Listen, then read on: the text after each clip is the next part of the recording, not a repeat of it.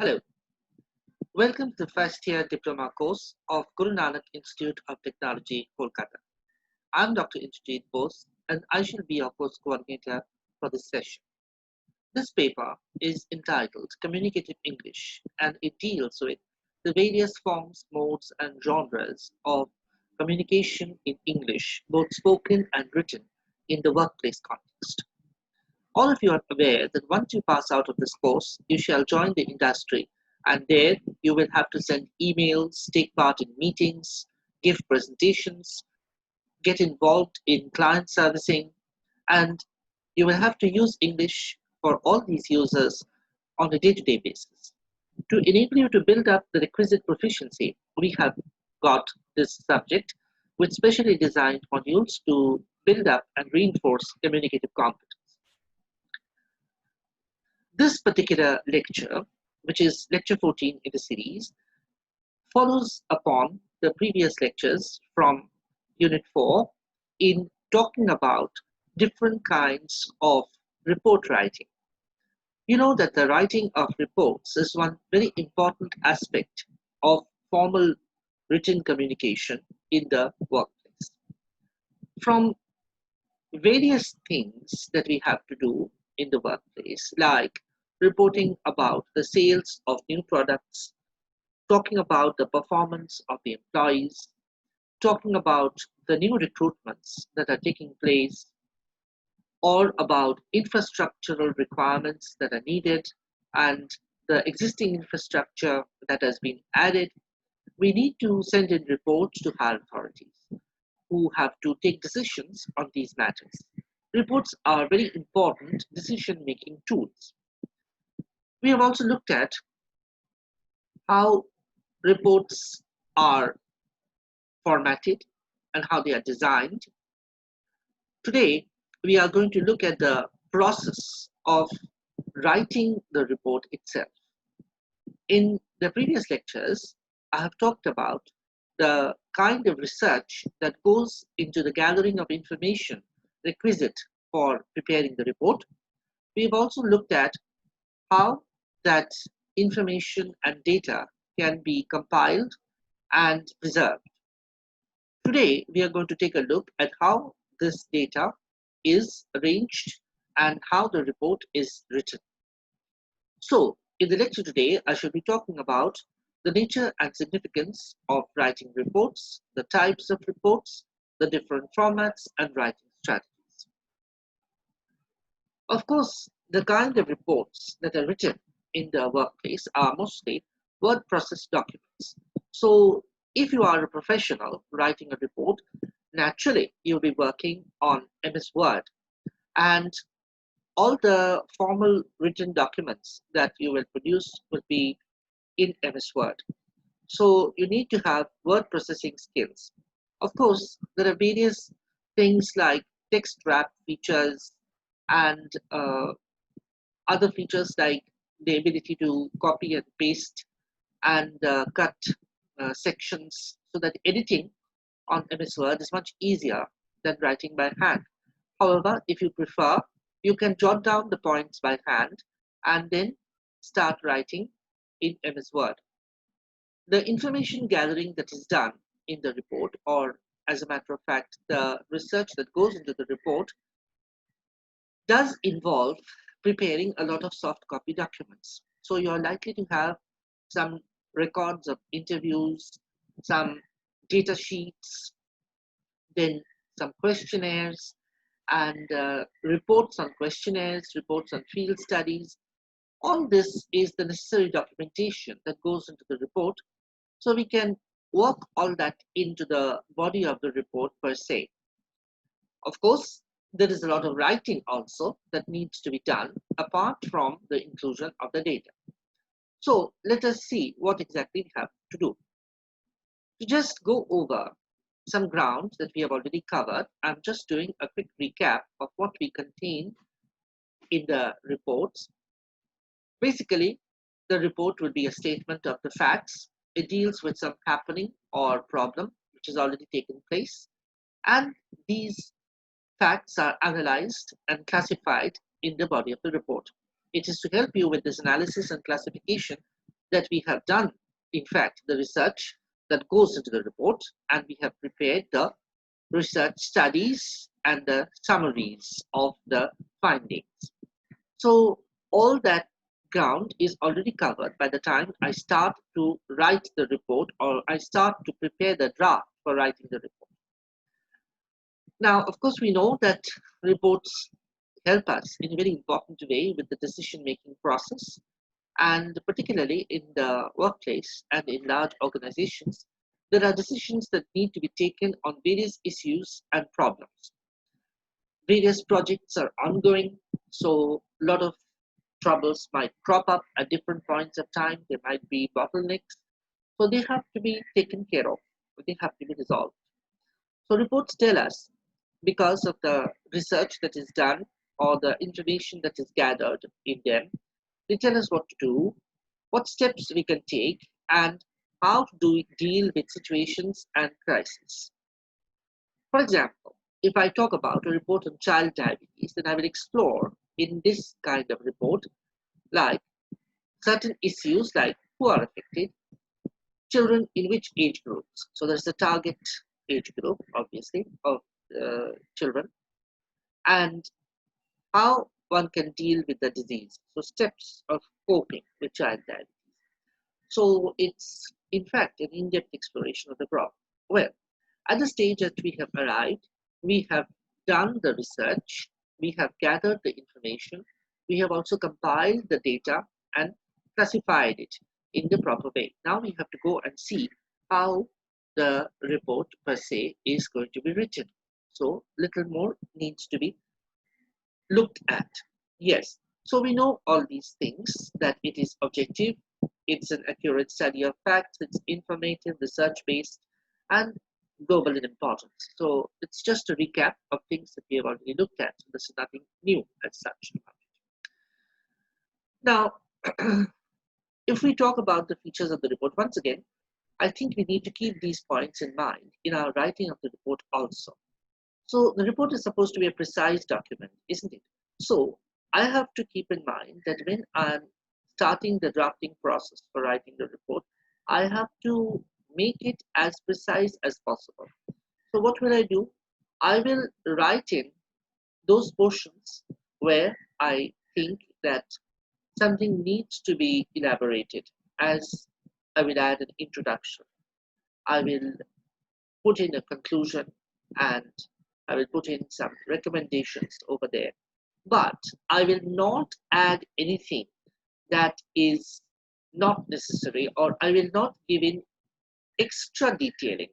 Certainly close observation and detailing of facts and figures and important points that are required for elaboration, I will put in. But I will not over elaborate, or I will not put in any kind of extra detailing which will add unnecessarily to the length of the report.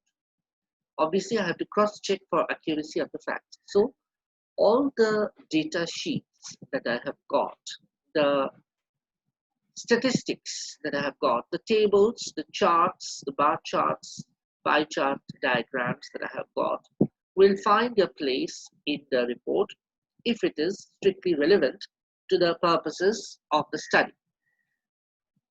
And whatever I talk about in the body of the report, in the description part, the figures over there should exactly reflect the figures that are represented in the pie charts, bar charts, or histograms.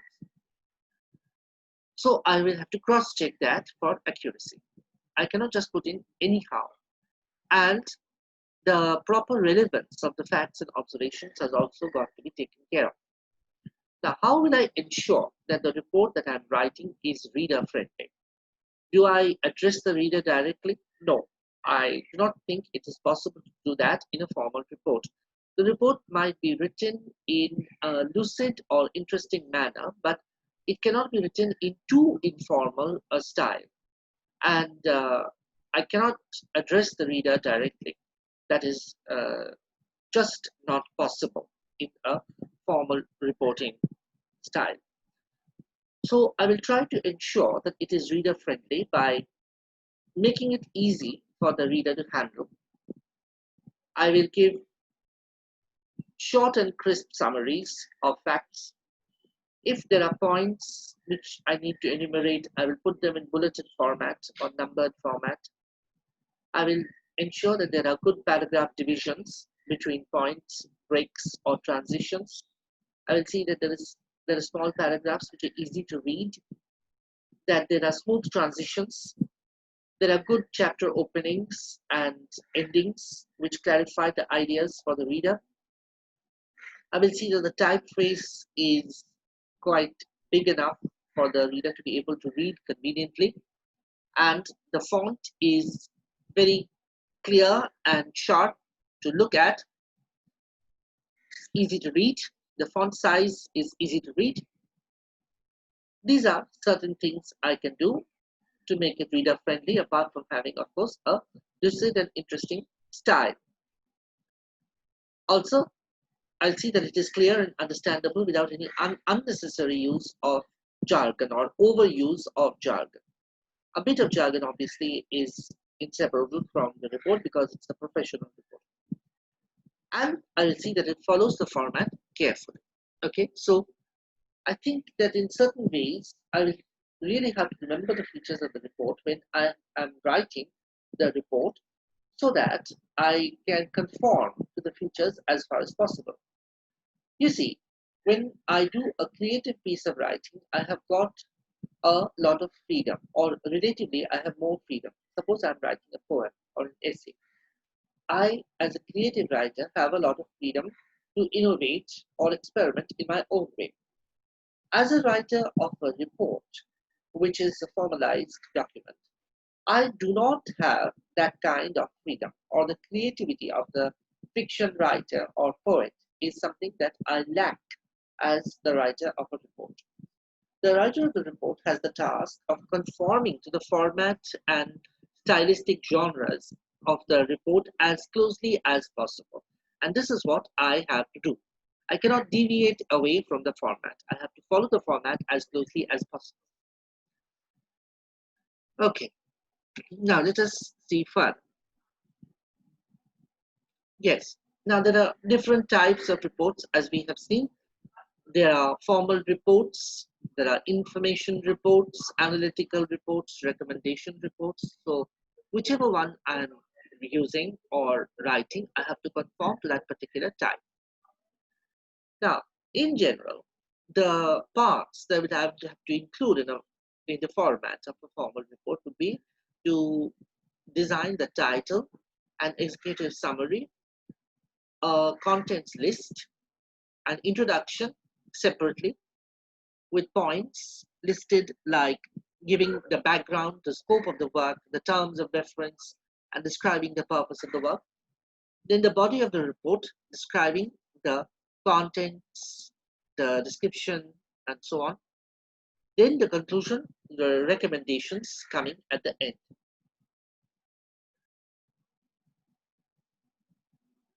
So this is what we have in the format of the report. The title page to be designed separately.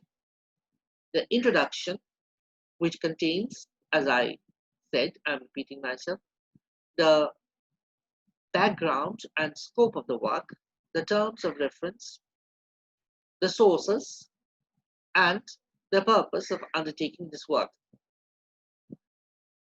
The methods and procedure, the findings, obviously they would find a place in the description part. Description or discussion is the central section containing the main body of the report. It enlists the way that the investigation was conducted and specifies what are the findings of that investigation. And it gives us supporting evidence by way of charts, graphs, and other data. Now, conclusions will follow after the description is done. In the conclusions, I have necessarily the important points that I have gathered on the basis of the research that I have done for the report. And recommendations comes at the end, in which the writer of the report is giving certain suggestions for future improvement or future scope on the basis of study that has been done.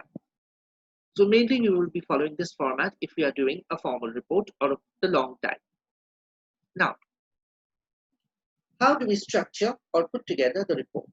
First, we define the problem or objective. What does the reader actually want? What is the reader looking for? Is it an information analysis or a data or any other type of analysis? For example, a product performance report. You establish a certain hypothesis at the beginning. Like, for example, a product is doing well in certain sectors, but not so well in other sectors. So how can one improve the product performance? We seek data or gather data for that from both primary sources like surveys and interviews, and also from secondary sources like getting historical information. And then we write the report.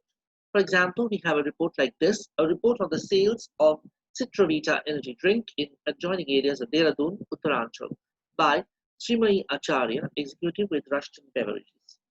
So this is something that we are going to see or we look at in details in a later part of the lecture today. Now, if you look at the writing process, it is of course a process and it is not anything static, it is quite dynamic. And there are various stages in that process. Like, for example, we start off with the objectives of the process, then go on to the planning and the gathering of the information. Once the information is gathered, it is organized in a specific way and structured, and then there is the drafting, and then there is redrafting and editing. So there are a lot of stages like pre-writing, drafting, revision, editing, and so on. And publication comes, of course, at the end of the process. So there are various stages which are involved in the drafting process. You have to keep a clear-eyed understanding of the whole process and to ensure that each stage is mediated properly and with the proper time. There is no unnecessary hurry or bustle when we are moving through different stages. The transitions occur smoothly and the product that we get at the end or the finished product is something extremely refined and satisfactorily detailed, and it is satisfactory to all people concerned and all stakeholders. So these are a few words about the writing process. Now, once we have done the research and collected the data from questionnaires, field trips, observations, books and research reports and so on, we prepare a rough draft in stages. Okay, now what else do we do? Now, first I'm going to make a rough draft on the basis of the points that I have collected, the notes that I have made, the observation charts, the other kinds of online or hard copy data, the survey statistics and all.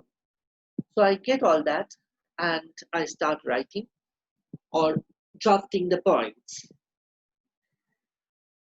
Once that is done, I edit and I check for factual details. I check for the correct sources and the grammar, spelling, and punctuation and other elements of language.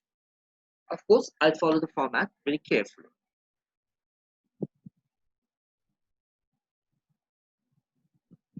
Now, I'm going to take a look at a sample of a formal report.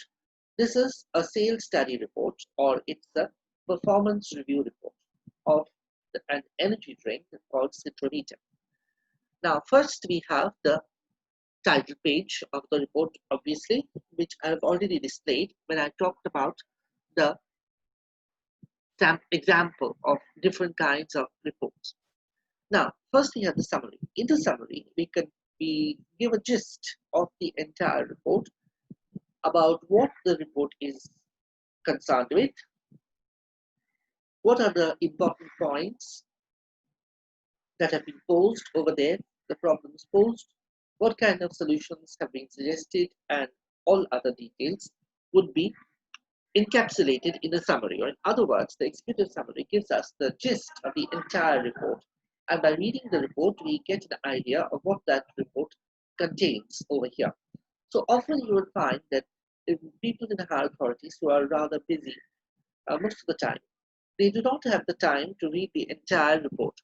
So they take a look at certain sections of the report, and the executive summary is one of the sections that they might take a look at. So it's very crucial that you represent yourself well over there in the summary. Okay, let us read from this sample report, which is based on the sales figures of the popular energy drink called Citrovita, which was launched 2 years back. Okay, I'm reading from the summary. The present report traces the sales of the energy drink Citrovita, launched in 2017 in Dehradun and the adjoining areas of Mussoorie, Rajpur, Sukroli, Majra, and Timli. 75% growth in these areas has been witnessed. It is high. It is hugely popular with college goers and strangers and teenagers. New sales outlets, competitions, and promotions have increased sales. Revenues are daily increasing. But in Chakrata and North Dehradun district, the drink is not performing well. Lack of sales outlets, absence of outreach among college goers, and connectivity problems are leading to low growth rates. Corrective action is needed in this direction. Now, after that, of course, we have the preface, acknowledgements, table of contents, and then we go to the body of the main report where we start with the introduction. The report records the sales performance of the energy drink Citrovita, launched by Rushton Beverages Limited as its new flagship product in 2017.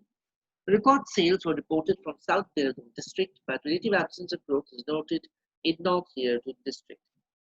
The market for energy drinks received a boost after the launch of the popular Mintro and Farinda brands. Also, many new technical colleges are upcoming in the district, so Rushton Beverages decided to enter into the soft drinks market by launching this product. The report is aimed at recording the sales performance in North and South Dehradun from June 2017 to July 2019. Average sales, growth rates, and uh, attendant factors are noted. The area manager ordered a sales report with submission of the report by July end. The report is aimed at making a detailed study of sales and marketing factors for growth, finding factors for growth or lack of it so that the overall sales figures can be improved. So what is this report about? It's a sales performance report of the popular energy drink called Citrovita. It is launched by Rushton Beverages Limited as the new flagship product in 2017. The report is based on North and South Dehradun districts, the sales over there, and it gives us the report from 2017 to June 2019. So it's roughly around 2 years' time. And there are various points like how it has reached out to people in the Dehradun district and how it is competing with other soft drinks and energy drinks, and how phenomenal the growth rate has been, especially in South Dehradun. Now, what we are going to get from the report is not only a detailed study of the sales with facts and figures clearly given, but we also find out reasons for the lack of growth of the sales in North Vietnam and the adjoining areas of Chakrata and other regions in the North Dehradun district, and how the sales figures can possibly be improved over there. So, increasing growth prospects and new sales strategies. Now, the main body of the report. So, first of all, there is a crisp summary of what the report is about, the statement of the objective, the aims of the report, and then it talks about a summary of the current situation, a review of the current situation in Dehradun and adjoining areas like Mussoorie, and then it goes into the details of the contributory factors for relative lack of growth in the districts like Chakrata and others in North Dehradun. Now, I'm reading from the report, the main body of the report, sections over there. The report recorded a phenomenal growth in sales from South Dehradun in the last two consecutive fiscal years, with 45% growth in 2017-18 and 60% growth in 2018-19. Overall growth was 15% in North Dehradun districts. There was 25% growth rate in 2017-18, but a decline of 10% in 2018-19. The good advertising campaign on radio, TV, and internet, and leveraging by film stars and local film stars contributed to a huge growth in South Dehradun districts of Mussoorie, Rajpur, Sukholi, Madra, and Timli. The launch of the Mr. and Miss Citrivita contest in 2018 was hugely popular among the college-going population. Good distribution of sales outlets and outreach were additional factors for growth. So the report is really telling us what were the factors responsible for the phenomenal growth rate in South Dehradun districts and why the growth rate has been so high. Studies and investigation, now I'm reading from the report once again. Studies and investigation revealed that 90% of the poor performance came from the rural districts of North Dehradun with the following problems. Now, what are these problems in North Dehradun? They are listed over here. The less number of sales outlets, college goers prefer other soft drinks, then a lot of competition from fruit juice companies with huge supplies in the district, then poor road and rail network connectivity in rural areas.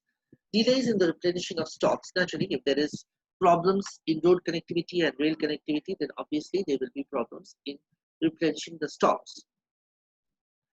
Then, though ad campaigns on radio, TV, and internet were launched, there was no publicity by celebrities in North Dehradun, and no contests among the college goers, which were proving to be immensely popular in Dehradun and Mussoorie, and put the energy drink really on the map of energy drinks in the market. So the absence of an aggressive marketing campaign, outreach to the outlying villages, and proper connections between the company and its prospective customers, like the young college goers, is responsible for a poor growth rate in certain parts of the district of Dehradun. So obviously what the report is to focus on is not only the factors for success in South Dehradun, but the reasons for the relative lack of success in North Dehradun so that the situation can be improved upon, because every situation is conducive to change and improvement. So once again here, the executives of this company will be focusing on how to improve the sales of this particular energy drink.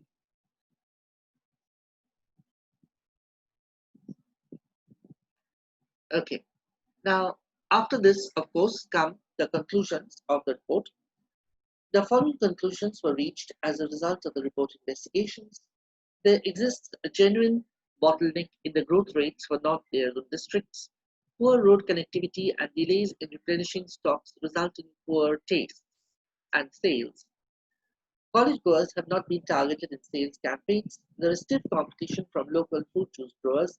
The endorsement by celebrities and popular campaigns have contributed to huge growth in sales in Mussoorie and adjoining sales zones.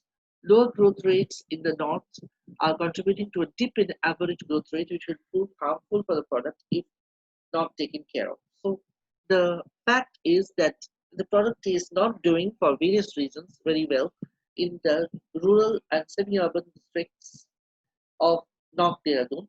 So this situation has to be remedied, or it has to be taken care of as soon as possible, because otherwise the average growth rate for the product will suffer in the market, in the consumer market, and the product will really be doing badly after all.